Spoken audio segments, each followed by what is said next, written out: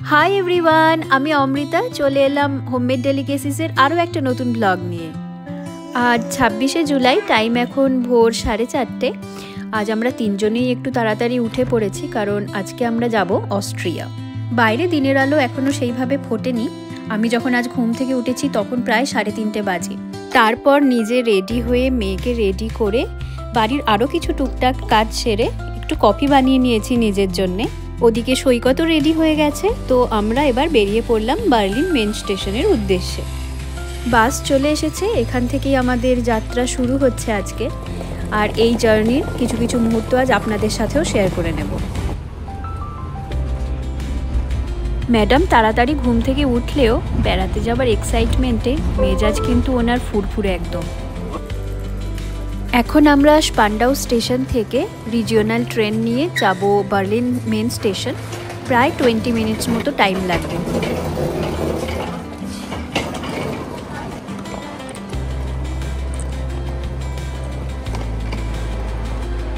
আমরা এই just Berlin হাউপ্টবানহফ মানে মেন স্টেশনে নামলাম। আমাদের এবারের ডেস্টিনেশন আলটেনমার্ট ইন পঙ্গাও, যেটা অস্ট্রিয়ার সালজবুর্গ স্টেটের একটা ছোট্ট মফস্বল। জায়গাটা মিউনিখ থেকে একদমই কাছে। এখান থেকে সকাল 6টায় আমাদের মিউনিখে ট্রেন আছে, আইসি স্প্রিন্টার। 4-4.5 ঘন্টা লাগার কথা এখান থেকে মিউনিখ ট্রেনে। তো ট্রেনে ওঠার আগে আমরা কিছু খাবার দাবার কিনে নিয়ে তারপরে ট্রেনে উঠবো, তাই জন্য আমরা নিচের ফ্লোরে যাচ্ছি।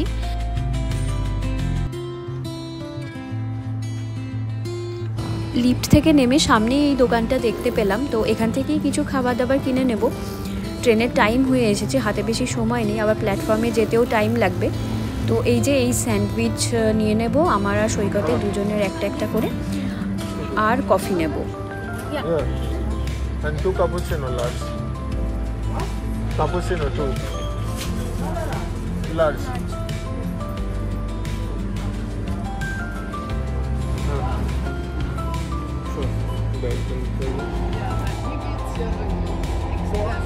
এখন আমরা 3 নম্বর প্ল্যাটফর্মে এসে দাঁড়িয়ে আছি। আর এই যে দেখুন আমাদের ট্রেন ঢুকছে এখন।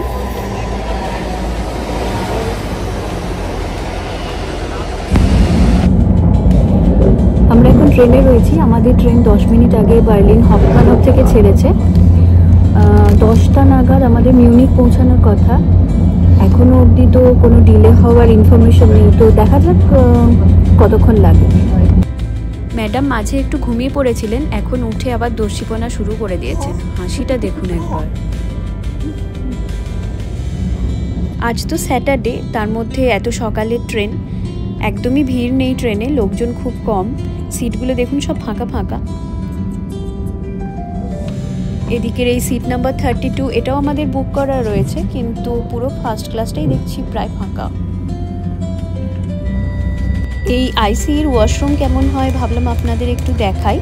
এই দেখুন ছোট্ট কূপের মতো, তার মধ্যে একটা বেসিন, এখানে টিস্যু পেপার, নিচে টিস্যু পেপার ফেলার জায়গা রয়েছে। এদিকে সোপ ডিসপেন্সার, আর নিচে টয়লেট পেপার, আর এই হচ্ছে কোমোড। ছোট্ট মতো জায়গা, কিন্তু একদম পরিষ্কার পরিচ্ছন্ন। এই লং ট্রেন জার্নিগুলোতে মেয়েকে ব্যস্ত রাখাই একটা চ্যালেঞ্জের ব্যাপার। কখন যে কাঁদতে শুরু করে দেয় বোঝা যায় না।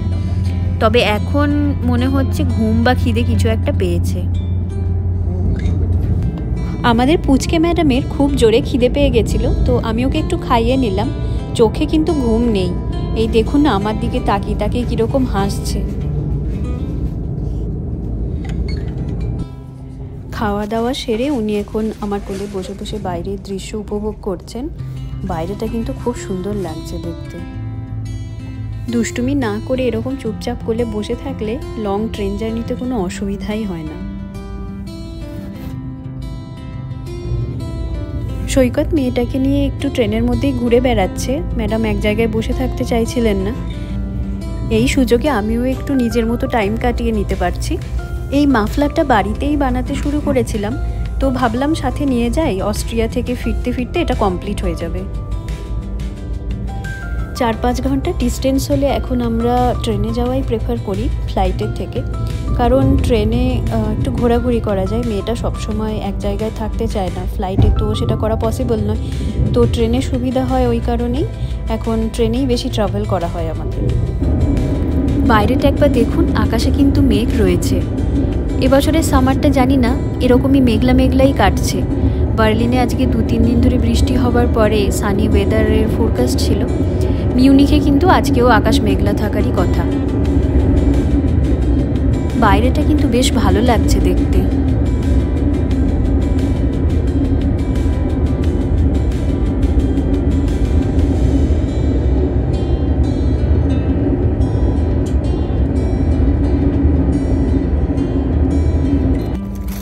আমার একটু খিদে খিদে পেয়ে গেছিলো, সৈকতও স্যান্ডউইচটা আগেই খেয়ে নিয়েছে, তো আমারটা রয়ে গেছিলো। ভাবলাম ওরা আস্তে আস্তে স্যান্ডউইচটা খেয়ে নিই, একটু আরাম করে খাওয়া যাবে, না হলে তো মেয়েটা এসে লাফালাফি শুরু করে দেবে।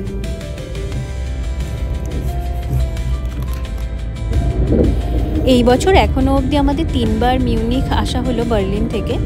প্রথম এসেছিলাম ফেব্রুয়ারিতে, তখন কোনিগজি বেড়াতে গেছিলাম। সেকেন্ড ইন্সব্রুক গেছিলাম যখন, তখনও ভায়া মিউনিখ যেতে হয়েছিল। আর এই আজকে যাচ্ছি। তবে আজকে আমাদের আর মিউনিখে স্টে করতে হবে না, কারণ আমাদের মিউনিখে নেমেই আবার ট্রেন আছে অস্ট্রিয়ার কানেক্টিং ট্রেন। হাতে 15 মিনিট মতো টাইম পাওয়া যাবে এই ট্রেন থেকে নেমে প্ল্যাটফর্ম চেঞ্জ করে অস্ট্রিয়ার ট্রেনে ওঠার। এই এখন আমরা মিউনিখ ঢুকছি, এবার আমাদের ট্রেন থেকে নামতে হবে। মাত্র হাতে 15 মিনিট সময় আছে, তার মধ্যে ট্রেন চেঞ্জ করে নিতে হবে। একটু হেকটিক ব্যাপারটা। কোনো রকমে ট্রেন চেঞ্জ করে আমরা এই চলে এলাম অন্য প্ল্যাটফর্মে। ওবিবির মানে অস্ট্রিয়ার ট্রেন ধরবো বলে ট্রেন দাঁড়িয়ে আছে, এবার ট্রেনে উঠে পড়বো। ট্রেনে ওঠাও এখন একটা বড় কাজ জিনিসপত্র নিয়ে। আগেই বলেছিলাম আজ মিউনিখের ওয়েদার ফোরকাস্ট একদমই ভালো না। বাইরে দেখুন কীরকম বৃষ্টি হচ্ছে। আমাদের জার্নি শুরু হলো এই মিউনিখ থেকে অস্ট্রিয়ার রাডস্টাডের উদ্দেশ্যে। বার্লিন থেকে মিউনিখ আসা ট্রেনটা ফাঁকা ফাঁকা এলেও এই ট্রেনটাতে কিন্তু দেখছি বেশ ভিড়। যদিও আমাদের সিট বুক করাই ছিল, তো বসার জায়গা পেতে কোনো রকম অসুবিধা হয়নি। এখান থেকে মানে এই মিউনিখ থেকে আমাদের অস্ট্রিয়ার রাডস্টাড পৌঁছাতে প্রায় 3 ঘন্টা মতো টাইম লাগবে। ম্যাক্সিমাম হয়তো 3 ঘন্টা 10-15 মিনিট লাগতে পারে। এই ট্রেন জার্নিটা কিন্তু ভীষণই সিনিক ট্রেন জার্নি হতে চলেছে। মিউনিখে হাতে এত টাইম কম ছিল, খাবার দাবার কিছুই কেনা হয়নি ট্রেনে ওঠার আগে। তো সৈকত এই ট্রেনের প্যান্ট্রি থেকে আমাদের জন্য স্যান্ডউইচ আর জলের বোতল নিয়ে এলো। এখন আমরা রয়েছি ফ্রাইলাসিং স্টেশনে। এই রুটে এটাই জার্মানির লাস্ট স্টেশন। এরপর আমরা বর্ডার ক্রস করে অস্ট্রিয়ার সালজবুর্গে ঢুকে যাব। আমাদের ট্রেন ফ্রাইলাসিং ছেড়ে এখন সালজবুর্গের দিকে এগোচ্ছে।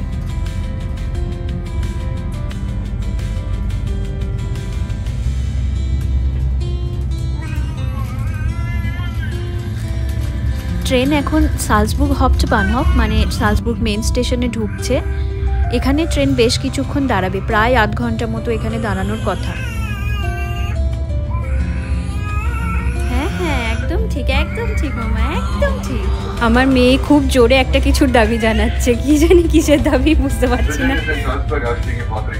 সালজবুর্গ স্টেশন থেকে বেরিয়ে আমাদের ট্রেন চলতে শুরু করবে রাডস্টাডের দিকে, আর শুরু হবে সেই ইনক্রেডিবল আর সিনিক অস্ট্রিয়ান ট্রেন জার্নি।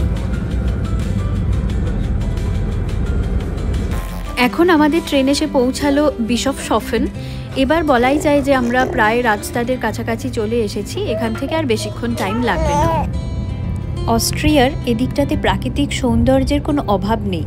চারপাশে পাহাড়, সবুজ ঘন জঙ্গল, পাশ দিয়ে বয়ে চলেছে পাহাড়ি নদী, আর মাঝে মাঝে সাজানো গোছানো অস্ট্রিয়ান গ্রাম।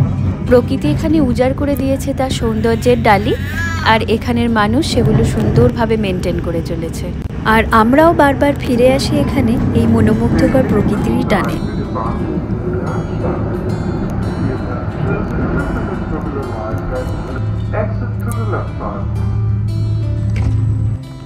ফাইনালি আমাদের ট্রেন রাডস্টাড স্টেশনে এসে পৌঁছালো। অস্ট্রিয়ান কান্ট্রি সাইডের স্টেশনগুলো কেমন হয় একবার দেখুন। এই স্টেশনটাতে তো আবার প্ল্যাটফর্মই নেই।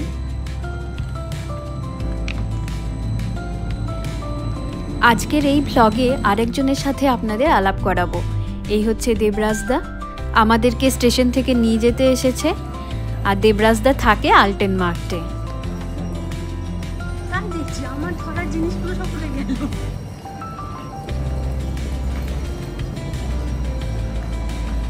আমাদের ট্রেন চলে যাচ্ছে, আমাদের এদেরকে নামিয়ে দিয়ে ট্রেন চলে যাচ্ছে।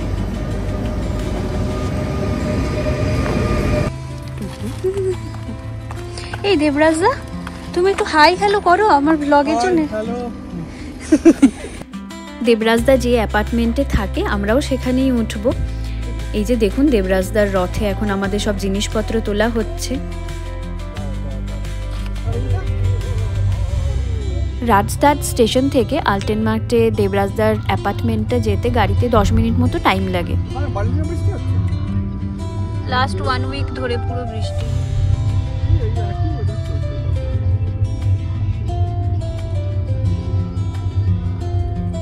দেবরাজদা যেহেতু এখানে থাকে আমরা প্রায়ই এখানে চলে আসি, বছরে 1 বা 2 বার তো আসি আর লম্বা ভ্যাকেশন নিয়ে আসি। এবারে যেমন ধরুন আমরা এখানে 3 সপ্তাহ মতো থাকবো।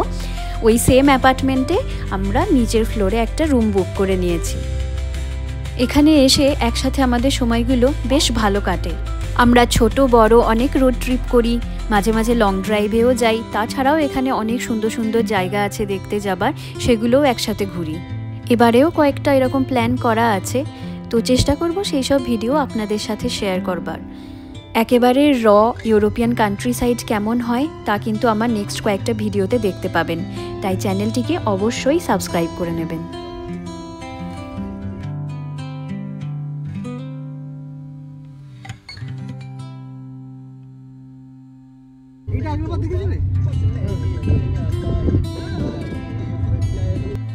এই এখন আমরা আলটেনমার্ট ঢুকলাম, সামনেই ডান দিকে আলটেনমার্টের স্টেশন। এখানেও কিন্তু প্ল্যাটফর্ম নেই।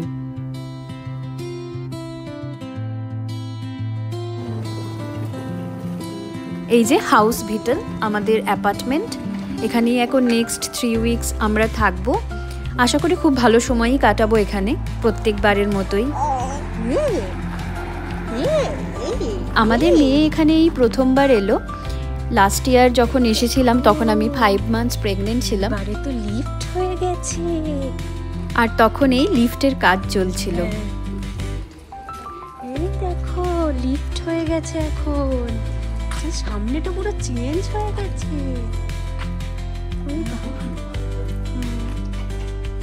চলো আমরা গার্ডেনটা একবার দেখে আসি। হ্যাঁ ওই বাবা, গার্ডেনটা দেখেছো একবার, কি সুন্দর হয়েছে গার্ডেনটা, কি সুন্দর করে দিয়েছে। এখন চলো ঘরে চলে যাই।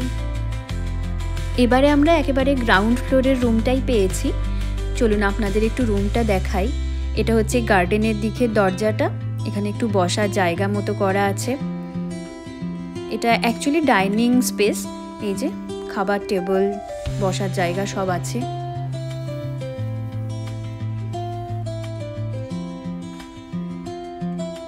এই হচ্ছে কিচেন, কিচেনে সব কাবার্ড ফাবার্ড রয়েছে। এখানে একটা মাইক্রো ওভেন আছে, ফ্রিজ আছে, অনেক প্লেটস আছে। এরাও নিজেরাও মাঝে মাঝে ইউজ করে, আমি দেখেছি বুকিং না থাকলে। আর এই হচ্ছে কিচেনের পুরো সেটআপ, ওভেন, এখানে সব প্লেট সব জিনিসপত্র রাখা আছে। একটা কফি মেশিনও দিয়েছে দেখছি। এবার এখানে সুরেক জুতো রাখার জায়গা, আর এখানে কোট বা জামা কাপড় ঝোলানো যাবে, সব হুক করে দেওয়া আছে। আর এই হচ্ছে বেডরুম, আর বেডরুমের সাথে বাথরুম। একটা ডাবল বেড আছে আর একটা সিঙ্গেল বেড আছে।